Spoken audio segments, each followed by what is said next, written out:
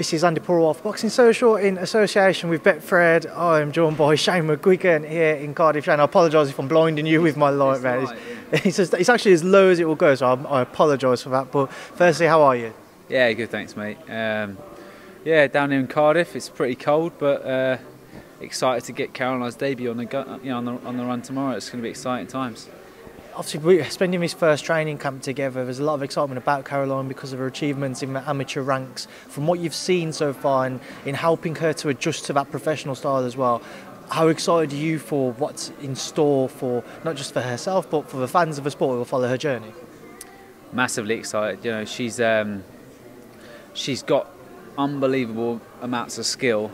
She sort of burst onto the amateurs. Oh, look, if you're in boxing and you're around the amateur setup, you knew how talented she was coming through the youths and stuff like that. She'd won a lot of that Europeans and youth Olympics and stuff like that. But that doesn't necessarily transcend into senior boxing. But she went to Olympics at 20, didn't come back with a medal, but got beat. You know, but I think she only lost 2 fights in the amateur ranks, 2 or 3 fights, I think it was. But by the Olympic gold medalist, do you know what I mean? And that she's got bundles of talent, and I'm just excited to sort of settle her down into the pros, get her easing into it, because there's a lot of hype around it. But you know, we have to take the journey, take it step by step almost with this journey. Do you know what I mean? And you know, I think we were going to start her at super featherweight, but even in the space that I've had her, we've been working on strength and stuff like that,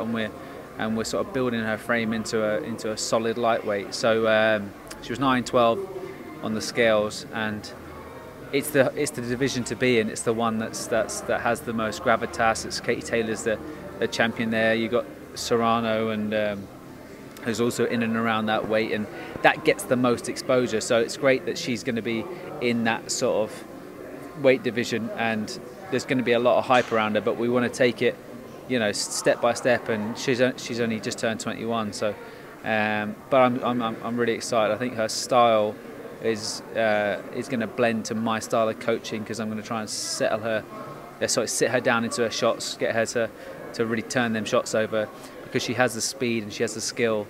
She just needs like a little bit of pop, and I think you're going to see that tomorrow night. That's what I was about to ask you. What are you hoping to see from her tomorrow? Well, look, her opponent's pretty damn cagey. She knows how to get through the round. She's went the distance with Ebony Jones, and then she's gone as well with the distance with Natasha Jonas, and I think she's had 20 odd fights as well. So she's seasoned. She knows how to get through rounds, and it's going to be hard to sort of track her and break it down. Look, if we get a stoppage, it's going to be fantastic. But the most important thing is to win. And you know, and look good doing so. Don't take unnecessary punches.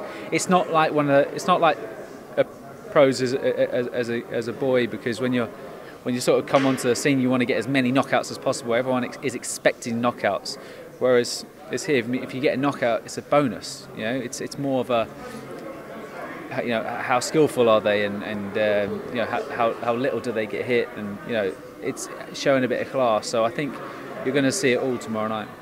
Away from Caroline, but onto her brother Daniel, we've obviously seen the WBA looking to make that fight between himself and Trevor Bryan. Are you confident that one will take place next? I'm pretty confident, yeah. I mean, spoke to Martin Bowers and obviously Frank Warren, and they seem to think that it's a done deal. So, look, anything can happen in negotiations, especially with heavyweight boxing and stuff like that. You know, 1 minute the fight's on, next minute it's not, and there's step aside things, and you know what it's like even at the top of the tree. So. But look, that's going to be an amazing fight. Hopefully we can get that on around early April, mid-April, and that's the next in line. So we were trying to get out in March, and they said they sort of discussed it the other day and saying, like, you know, maybe going to push it back to April. Are you happy with that? And we said, look, the only reason we'll be happy with it is if we fight Trevor Whyte, and that seems to be the one on the cards. You said to me back in Cleveland that you wanted the Trevor Bryan fight. Then obviously it's happening now. Maybe not the Daniel will go into it as a favourite, Trevor not being as active as what he would have probably liked to have been. But what are you expecting from this fight, provided it all does get rubber stamped? I think there's going to be a knockout, and I think Daniel's going to come out victorious. You know, he's looked laboured in his last fight. Obviously, you know, he got the, you know, he came on strong in the last round and stuff. But like, he's quite lazy. He's quite good on the back foot, but he's quite lazy. And I don't think you can be lazy with Daniel Dubois. You have to be red alert, and he'll be way more up for it for this one. But I just, you know, he's been around that Florida sort of heavyweight gyms all the time. That I think it's Heavyweight Factory is what it's called. So he's mixed it with good sparring partners all the time. He knows how to defend himself. He's a sort of wily pro, but I don't think he's going to be able to take the punishment that Daniel Dubois is going to be able to dish out. Away from Daniel, but again moving down through the team, Lawrence Coley's got his back with Cieslak on the horizon. Yeah. Talk to me about that one and what you're hoping to see from Lawrence this time around, because we know, and I will ask you about it shortly, or you can integrate into question the whole Maris Breedis, Jake Paul situation. Obviously Makabu fought and won the other day again. Yeah, it was a controversial win in some eyes, but yeah, just your thoughts on Coley Cieslak first. Yeah, look, I thought Cieslak actually probably beat Makabu. I mean, I thought it was a very close fight. He didn't get it. He lost on a unanimous, but yeah, it was a very, very close fight, and that was a Makabu that had less miles on the clock and was more up for it. So he's a very hard fight. He's got good feet. He's a good all-rounder. He's reasonably tall. At the press conference the other week, he looked pretty tall. He's going to be tricky. He's got good feet. He's got good judgment of distance. He does the fundamentals really, really well. So it's not going to be a straightforward sort of fight for Lawrence. He's going to have to break him down. But I do see Lawrence getting him out of there, and you know, that's a big statement if we knock him out. You know, he's not globally known, but he's had 20 odd fights, and he's only lost the one. So he's a very good sort of that would be a very good notch on the record. Do you know what I mean? If we were to get him out of there inside the distance. So training's going well for that. We've had CBS sparring as well, so it's perfect sparring because we've got that in-house, and then we've got David Niika as well. So also quality work. Yeah, we've had fantastic sparring for it, and Lawrence is looking razor sharp. But go off to the Marius Breidis thing. It's just, what can you really say? His head's solely on money, and that's where he wants to go. He wants to sort of cash out almost, I think, and he's sort of making a mockery of himself a little bit, because Jake Paul's never entertained one of his tweets, and he's off there trying to get tattoos and stuff. So there's a massive fight on the table for him, and that's with Lawrence Coley. Hopefully he gets his head screwed on right. And look, Lawrence isn't going to linger around this division for very long. He understands that the undisputed title would be ideal, but it's a long way off. You know, with Makabu potentially fighting Canelo and then Egorov and Gulamarian being postponed, it's just delaying all the process. So for us, the best fight out there to genuinely say, look, you were the best cruiserweight in the world, is to box Marius Breidis. He's won the Super Series. He's done it all. He is the number one. And if we can get the IBF belt, and obviously I think he's still Ring Magazine champion as well. If we can get the two of them, then that makes it all the sweeter before we move up to heavyweight. Lawrence did put a tweet out, it must have been about a month ago now, close to the start of the year, saying he might flirt with heavyweight this year effectively. Is that something you've discussed with him, the potential to move up to heavyweight? And if so, would it be very much when he does do that, we're not going to see him back at cruiser? Well, look, David Haye moved up to heavyweight for one fight and then moved back down. And we were talking about that as she was saying, look, Haye did it. You don't have to let your body swell up. Just go in at late 90s. The cruiserweight limit is 90.6. You could go in at 97, 98. You could beat 99% of heavyweights right now at that weight. You don't have to fill out. So it's just a way of just saying you don't have to boil yourself down to the weight, and you can, sort of test the waters up there at heavyweight. So that's still on the table. I think that I don't understand. I don't think that once he goes up, he can't come back down. If he goes up there for 3-4 fights, then yeah, we're not coming back down. Away from Lawrence on that undercard, we see Anthony Fowler up at middleweight now. Talk to me about the journey he's going to be going through at middleweight and the plan for him to try to push on from his past success at light middle up until the Liam Smith fight. Yeah, he's going to do this one at 163, 163, 164. So that's like 11.9. So it's only three or 4 pounds over the weight limit of 160, which is middle 11.6. He's training really well. He's pushing himself in the gym really hard. He's never lacked discipline. He's never lacked drive and ambition. He's lacked sometimes knowledge on when to push, when to pull back, and knowing his body. And that's the same what happens when he gets into a fight. Knowing when to go through the gears and exhaust yourself, and knowing when to just rein it in. And conditioning on sparring, trying to bring him, don't throw that, just throw this, just throw that for 2 rounds. Now you can bring this shot on, now you can do this shot, and trying to get him to understand that, you know, he has a great engine, he's a very fit lad, he recovers really well, but this sport is about being sensible and saving energy, doing as much as getting as much success with as little energy as possible. It's like running a marathon. You don't want to go out there and gas yourself. You have to pace yourself. And now that he's not boiling himself down to that weight, you know, it did hurt him getting down there. It was more the fact that he was wasting a lot of his muscle tissue away, so he didn't have that strength and that sort of snap in his shot. So he could do it in sparring, but just cutting it. And certain people can cut the weight, and other people, struggle to. And I said it in an interview before. It's like he had no reserve, he had no body fat, and we'll see how he gets on at middleweight. And the plan is, I wanted to fight for a British title. Felix Cassius just vacated it, so why don't we try and fight for a British title? And then the European, he could win the European title as well at middleweight. Those two guys just fought for it a couple of months ago. So yeah, there's some good fights out there for us. We don't have to, jump straight back into. But Liam Smith was a world champion. Do you know what I mean? He fought Canelo. He gave him a great account of himself. Very, very good fighter. We never discredited that. We always thought that Liam was on the way out, but he showed that he has a lot more left in him. That was a very high standard of boxing.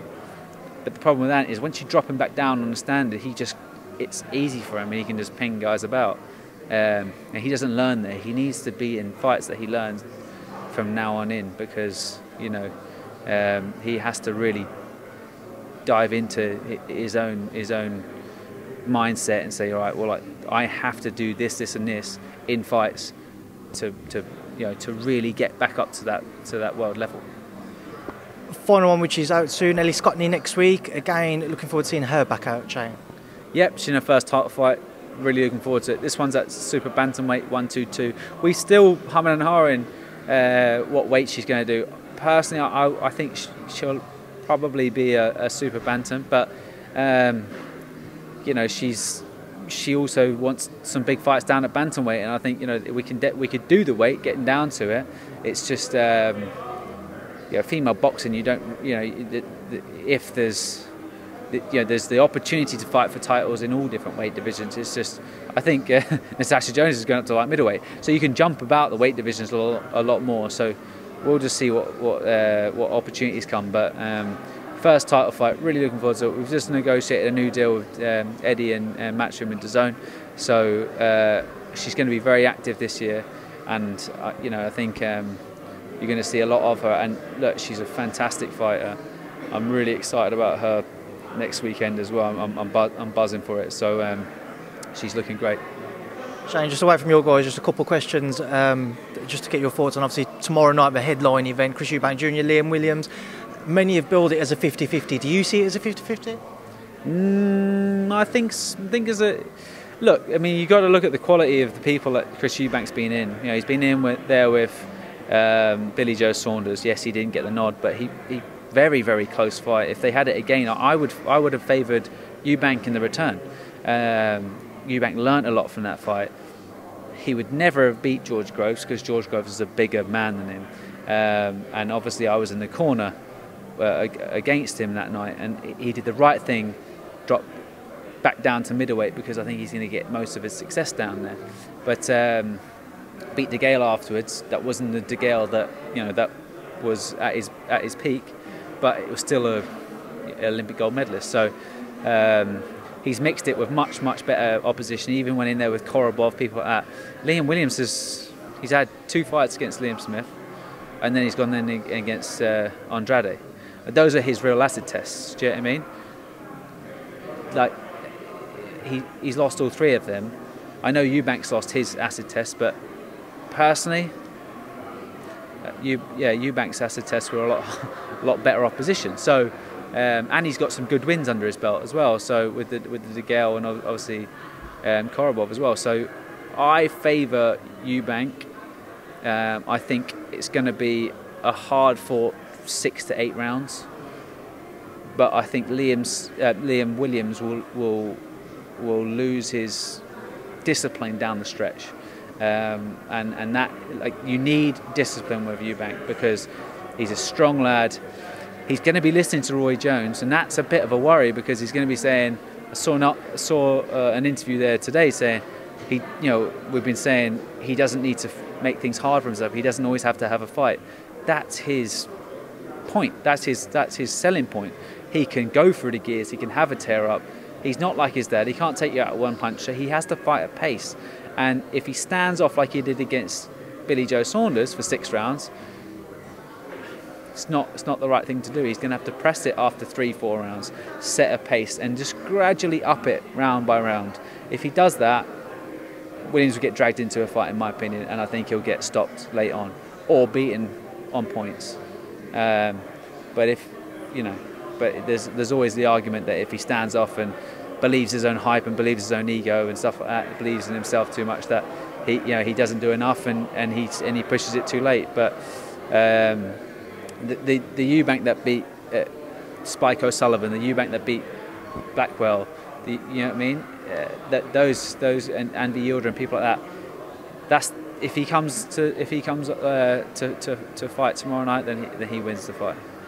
Shane, away from that, we're going to try and be a heavyweight division as well. As you mentioned, a lot of things can change in that division, as we linked it to Daniel earlier. I just want to get your thoughts on, firstly, last Friday we saw that huge purse bid win by Frank Warren and Bob Arum for the Fury-Whyte fight. What was your initial reaction to seeing that and where things currently stand with obviously Dillion's silence about the fight, in my opinion? Yeah, it's strange, isn't it? The silence. I'm not too sure what's going on. Maybe he's trying to negotiate more money because obviously it's champion split, which is 80-20. So yeah, I mean, it's still more money than he's ever made, and it's still the opportunity to box the number one in the division. So I was surprised that Fury didn't take the Usyk fight. I thought he would have took the Usyk fight, but he's not. Yeah, he's not silly as well. He understands that that's not a straightforward fight. Usyk's going to be hard to pin down. Completely different fight to what Fury likes guys that walk onto him. He likes guys that attack him, so he can be the guy that sort of picks his shots and turns the screw round by round. But that was a weird move for him to sort of step away from that and take the Whyte fight. But look, Frank Warren, what a bid! It's a huge bid. It shows that heavyweight boxing is absolutely booming. If they did that in the UK, it would be massive. And I don't think it's... Look, Dillian Whyte is always going to give a fantastic account of himself. He comes to fight. He's not afraid of anyone. He's a good body puncher, and sometimes he looks for too big of a shot. If he sets a decent pace on him, I think he's going to make it competitive. Don't think he's going to win, but I think he'll make it competitive. And the people that he's always struggled with is one-punch knockout artists like AJ or Povetkin, guys that can take you out just with one sort of just turn it over real fast. Whereas Fury's not that. He's the kind of guy that's going to hit you hard but often and wear you down after 6 to 8 rounds. But Whyte is tough. He's tough as nails. So that's what makes it exciting. And hopefully it comes about, because that could potentially be where Daniel lands his Trevor Bryant fight on the undercard. Do you know what I mean? That could be a heavyweight day. but we'll see. Away from that one, just a final one. Obviously, in and amongst all of that, we heard talk of Anthony Joshua potentially stepping aside. He wanted, originally it was 15 million, and apparently at the last minute he changed it to wanting another 5 mil. I know there's a lot more which is coming out since, but in your opinion as a coach, and with talk of AJ potentially getting in a new coach as well, would it have been a wise move for him to have agreed to step aside for a Fury-Usyk fight, so then he can at least have a fight in the interim with whoever he's going to be working with moving forwards? Probably would be a wise move in an ideal situation, but if you lose that slot, then you might not get the chance to box. This game is like, you can see Tyson Fury can't wait to get on Instagram to say, oh, Eddie Hearn and AJ, you guys lost your 90 million. It's like, do you think he's going to give him the opportunity? If he boxed Usyk, do you think he would give him, Anthony Joshua, the opportunity? He's made loads of money. He's not money driven, Fury. So he'll be like, why am I going to give this guy an opportunity to fight for my belts? He might say he will, but I don't think he will. So if it was me, I would say take the opportunity, go and fight Usyk. But you're right. He needs time to gel. He needs time to work with somebody. But if he believes in himself, which he should do, he can beat Usyk. If he does it right, he can beat Usyk, and then he can go into that fight with Fury, with power, and so much money on the line on those fights. You have to go in there with belts, and you have to go in there with power. You can't lie down and let someone walk over you. And if he takes that step aside money, he'll be getting, not that he needs money, but them as an organisation, they need to go in there with power. So. The way it's unfolded might end up being the right way, because if he boxes Usyk again, beats him, then it'll be a good position. Well, Shane, we will leave that there now. I've taken a little bit longer of your time than what I said I would do, but it's always good to see you. I'll see you tomorrow night, I imagine. Good luck as well with Caroline, and thanks for speaking to me in Boxing Social. Cheers, Andy. Thanks, mate.